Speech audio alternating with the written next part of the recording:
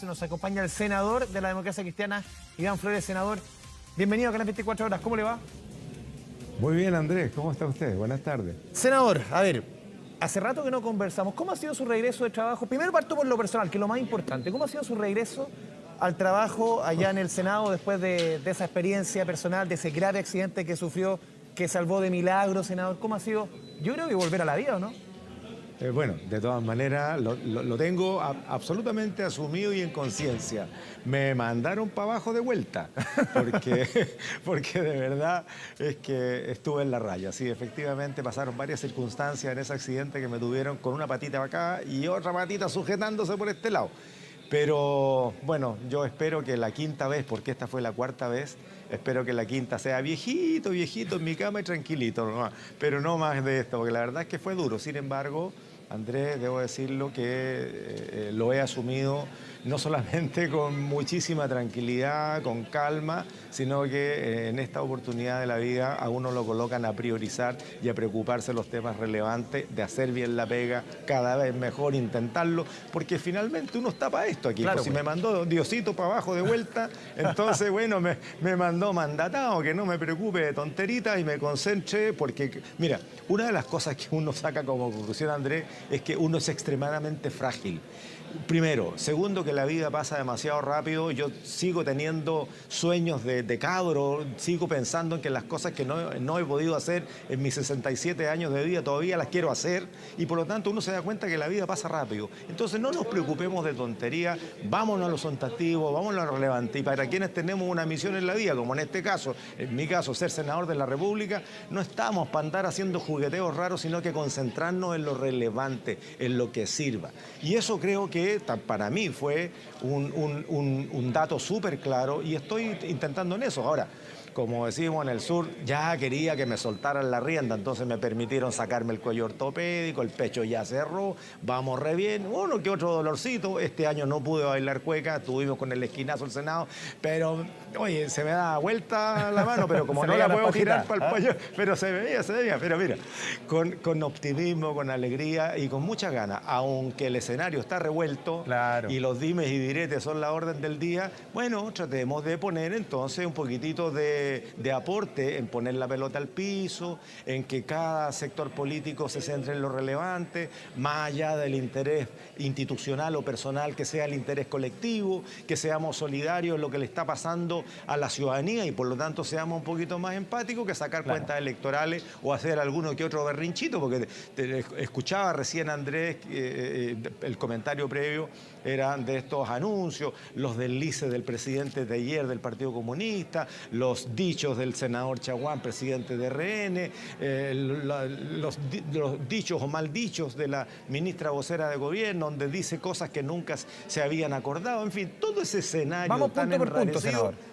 Pero muy bien, yo obedezco. Vamos, y por eso primero le preguntaba por su persona, tantas veces que conversamos, obviamente, Muchas de acuerdo a lo que gracias. hemos conversado muchas veces. O sea, primero está la persona, obviamente, aquí hay relaciones profesionales, pero siempre lo primero es preguntar cómo está usted. Y qué bueno que verlo con ese ánimo, senador. Un gusto. Nos coloca en un plano humano, Andrés. Le agradezco mucho su preocupación. Cierto, Muchas gracias. Senador, ya. Partamos de inmediato. Ayer su colega, o sea, hace un rato, su colega de su mismo partido, Matías Walker, decía, o le hace un llamado a la derecha a no tener la misma soberbia de apruebo de dignidad cuando fue el 80-20 del plebiscito de entrada. ¿Cómo lo ve usted, lo que sucedió ayer? ¿Cuál es la reflexión primera respecto a Chile Vamos? Bueno, está claro de que el gobierno creyó que con ese 80% de apruebo en el plebiscito de entrada era sinónimo de un 80% de apruebo al nuevo gobierno. Se equivocaban completamente. Completamente. Fue el mundo de la izquierda y del centro que se movió hacia allá porque había un contendor distinto. Luego, a indexar el eventual triunfo del apruebo en el plebiscito salía al éxito o a la condición de si seguir gobernando o no, fue el peor error que pudo haber cometido el gobierno.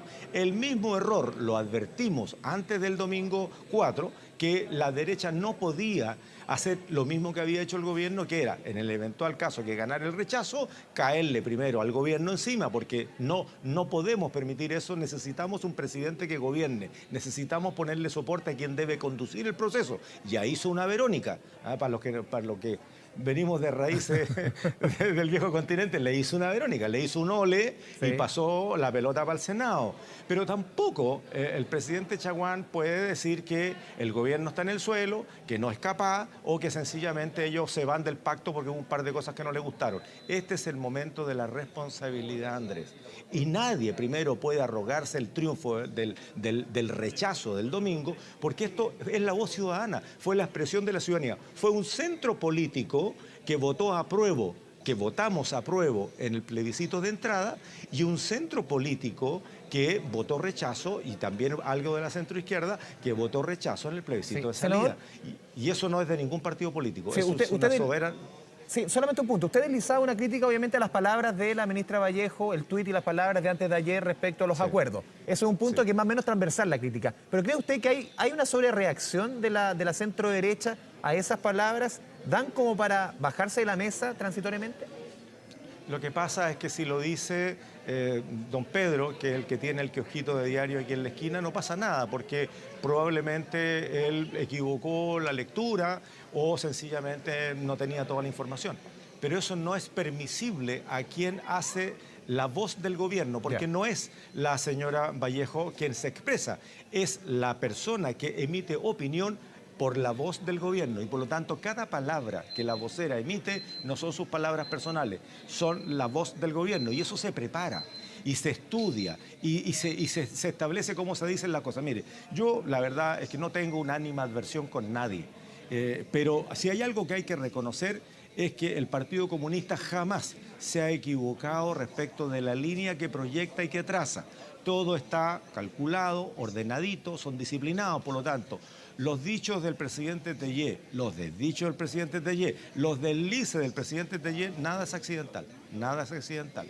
Entonces, al final de cuentas, la pregunta es si el Partido Comunista es parte del gobierno o no, o está sembrándole el camino con palitos, piedrecitas, algunas tachuelas por ahí. Pero, senador, en el caso de la ministra Vallejo, ¿ella está hablando por el gobierno o por el Partido Comunista?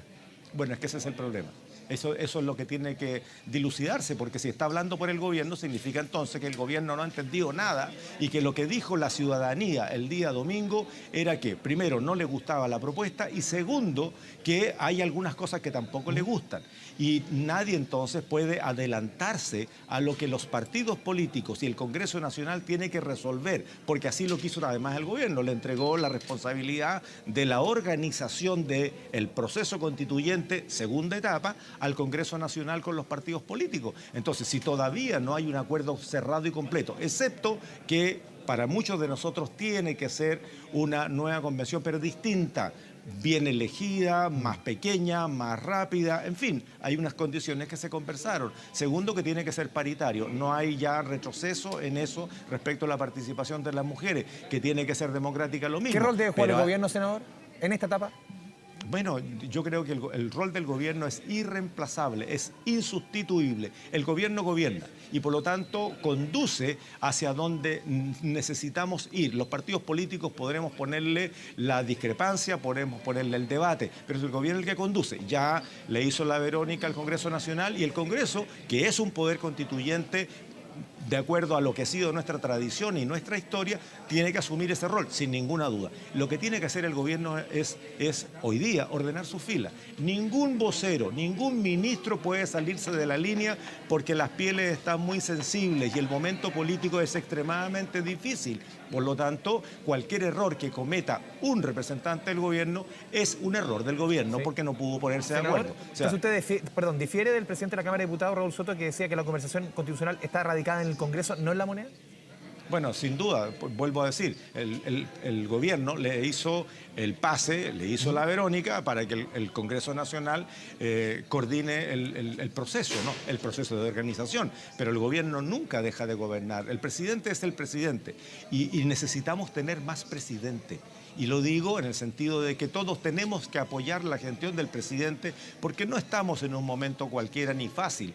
Vamos a tener un nuevo año el próximo año extremadamente complejo en la economía. Estuvimos la semana pasada recibiendo los antecedentes del Banco Central, el análisis, las proyecciones que hace, y la verdad es que vamos a seguir teniendo inflación, vamos a seguir teniendo altas tasas de interés, vamos a seguir con una UF que sube, y por último el precio de la marraqueta y el kilo del arroz va a seguir subiendo, y en ese escenario no estamos para gustos políticos ni tampoco para errores. Entonces el gobierno no puede abandonar esa tarea, independientemente que el debate del sistema electoral, ¿cuándo vamos a hacer la próxima elección? O lo que está empezando a aparecer, que es la voz de la ciudadanía que dice, ojo, estamos medios cabreados ya de ir en elección en elección, no queremos una nueva convención, ¿por qué no le encargamos a expertos? Empiezan a aparecer esas voces y hay que escucharlas, y se tomará la mejor decisión, ¿senador?, que sea para tener la mejor constitución. Sí, aquí, más allá del proceso, de quiénes son, lo que necesitamos es tener una buena constitución y una nueva constitución, porque eso ya no tiene vuelta atrás. Entonces, hagámoslo bien. El error que vuelve a cometer el gobierno es decir, queremos tener la nueva constitución antes de los 50 años del golpe militar. Por Dios, eso es dispararse en los pies, eso es enredarse por nada. ¿Por qué está apurado el gobierno, cree usted? Bueno, a ver, hay un hecho que es objetivo, Andrés, y es que tiene que ver con que el proceso constituyente que no ha terminado y que tiene que terminar no puede enredarse con procesos electorales. Y recordemos que el 2024 vienen las elecciones municipales, después vienen las presidenciales, las parlamentarias. O sea, contaminamos el ambiente que debería ser 100% constitucional o constituyente. Y entonces lo que sí sabemos es que esto tiene que resolverse de todas maneras el próximo 2022, antes de contaminar la elección municipal. Y el CERVEL, además, ha dicho que mínimo 6 meses para cualquier proceso eleccionario. Entonces, ¿a qué ponerle todo el acelerador a resolverlo al tiro la próxima semana, cuando la sintonía fina y la delicadeza para actuar bien es ahora? Por lo tanto, los partidos políticos y las bancadas tenemos que trabajar con la mayor precisión para no equivocarnos. Chile no aguanta otro error como el que se cometió en la Convención Constitucional. Y por lo tanto, todos entendemos que deberíamos tener una nueva Constitución el próximo año, a principios del 24, pero hagámoslo bien, no pongamos que tenemos que hacerlo sí o sí antes del 11 de septiembre del 2023, porque eso es enredarnos solos, y el gobierno ya no aguanta más enredos. Pues. Sí, senador, ¿cómo analiza usted también las palabras? Porque se ha puesto también mucho en la discusión las palabras y el tono de su colega, el senador Francisco Chaguán, presidente de RN. Incluso algunos lo han comparado con el convencional Stingo, cuando partió la discusión convencional, y un discurso y una arrogancia que sorprendía. En este momento, muchos han criticado con dureza a Chaguán. Por ejemplo, él decía que pueden pautear al gobierno por ser minoría el gobierno en el Congreso, respecto también a la preponderancia que la discusión debe tener RN por la cantidad de escaños que tiene justamente en la Cámara de Diputados y en el Senado. ¿Cómo analiza usted el tono, sobre todo del senador Chaguán, que ha sido muy criticado? Mira, a ver, primero, ni Stingo ni de la Carrera, ninguno de los dos. Ambos están fuera de tiesto, derechamente, por sus expresiones que van mucho más allá de la arrogancia, van en la violencia verbal y no solamente física, como fue el caso de la Carrera. Yo creo que el senador Chaguán está un poquitito acelerado, nada más, ¿cierto? Las revoluciones van y vienen, depende cuántas tazas de café nos tomemos en el día, pero creo que no va más allá de eso que un par de corcovos. Para quienes ¿Hay algunos que están mareados con el triunfo, cree usted? A ver, yo creo que no. Yo creo que, mira, lo que pasa es que en el caso de la derecha tenían súper claro que si ganaba el rechazo, nadie esperó el margen, por cierto, no podían intentar capitalizar eso porque va a enredar el proceso. Este es un proceso ciudadano en donde participó la derecha, participó parte de la centroizquierda y participó el mundo que no milita. Esos son los verdaderos triunfadores. Los demás, lo único que tenemos que hacer con un poquito más de humildad, con un poquito más de sentido común, bajar los decibeles y aportar. Yo creo que el senador Chaguán ha recibido suficientes tironeos por aquí y por allá como para que siga en este plan. Eso yo espero, porque si no, bueno, vamos a tener que todos conversar con él para decirle, para, no nos estás ayudando en nada, porque además la derecha tiene que cumplir el compromiso. Si hubiese ganado la prueba, le estaríamos diciendo los mismos a lo que promovían en la prueba. Tienen que cumplir el compromiso. Para eso firmaron. Los partidos de la derecha, yo lo recibí, un documento, firmaban y se comprometían a hacer los tales y tales cambios. Los partidos de la izquierda firmaron y se comprometieron. Entonces lo único que hay que hacer ahora es cumplir, nada más. Hacer algún corcoveo, algún brinquito por aquí, algún brinquito por allá para salir más en la tele. Yo creo que ya está bueno, está bueno. Yo creo que la gente también se cansa un poquito. Senador Iván Flores, como siempre, un gusto conversar con usted a través de la pantalla en las 24 horas. Muchas gracias, que tenga una buena jornada. Chao Andrés, Chao, muchas chao. gracias, muy buenas tardes.